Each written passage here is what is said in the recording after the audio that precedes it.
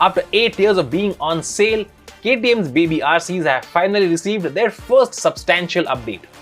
The Austrian bike maker has just taken the wraps of the 2022 RC390, RC200 and RC125, and there's a lot to talk about. So just what has changed, what has stayed the same, and how much of it will come to India? Find out in our Zig FF, where we dive deeper into the new KTM RCs.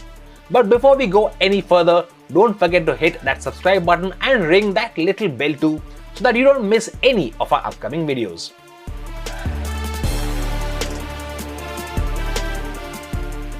First, let's jump into the most obvious change, the design.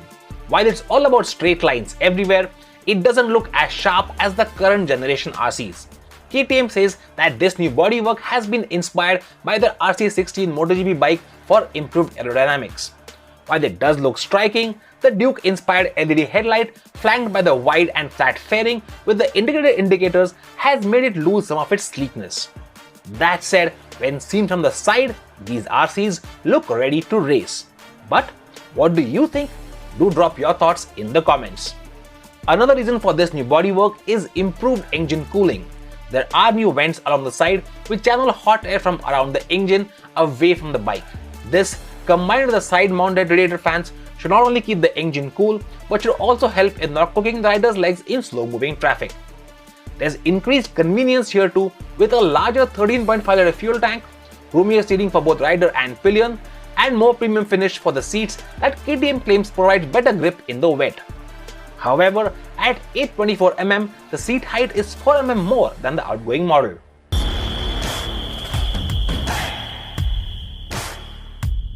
The 2022 KTM RCs feature slightly relaxed ergonomics compared to the outgoing model. KTM has achieved this by using a new pair of clip-ons that are set 15mm higher than before, but these can be lowered by 10mm for a track-oriented riding position. There are big changes under the skin too. While the main trellis frame looks almost the same as before, there's a new bolt-on subframe like what we got on the 390 Duke in 2017. KTM claims 1.5 kilos of weight savings with this setup. There are more weight savings to be had with the new 5-spoke alloy wheels too, a whopping 3.4 kilos combined. And the new lighter brake rotors shed almost an additional kilo from the bike's unsprung mass.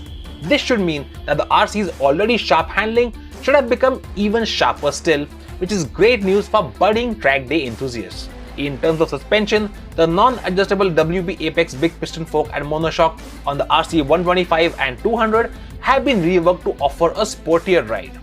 On the RC390 though, the front suspension gets adjustability for compression and rebound, while the rear monoshock is adjustable for preload and rebound. That said, KTM could ditch the adjustable suspension for India in order to keep costs down.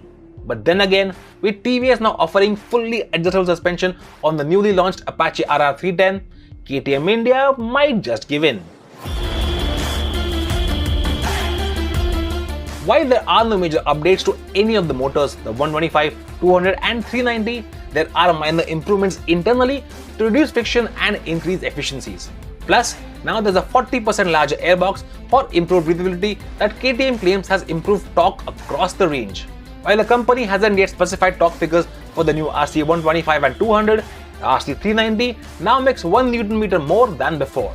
Besides, the entire exhaust system has been rerouted with a new stainless steel header and an aluminium muffler, which not only saves weight but is set to produce a more evocative soundtrack and looks like it came straight from MotoGP. The new RC390 finally gets the full-color TFT instrument cluster that we got on the 2017 Duke and later on the 390 Adventure. It's got easy access to all the settings of the motorcycle using the left side switch cube and also offers Bluetooth connectivity using the KTM My Ride app. While the European spec RC125 also gets the same console, the India spec 125 will mostly come with the LCD unit seen on the 2022 KTM RC200 and the 250 Adventure. Also expect the Indian RC125 to skip the LED headlight from its European counterpart. The RC390 though carries over the ride-by-wire throttle that we got with the last gen, and there are still no riding modes on offer. But just like what KTM did with the 390 Adventure, this one gets IMU based rider assist. There's cornering ABS as well as traction control, making this the first small capacity Supersport to get these features. And there's also an optional quick shifter that you can get.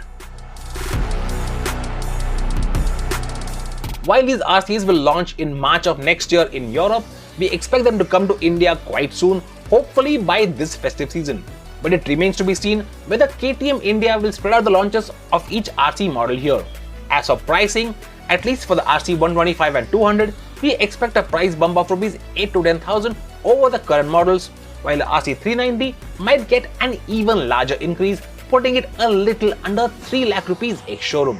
So what do you think of the new KTM RCs? Will they be worth the increased price with all their upgrades? Let us know in the comments below, and don't forget to subscribe and stay notified. We'll hopefully be riding these new RCs soon, and you don't want to miss our first ride reviews. Until then, this is PD. Thank you so much for watching.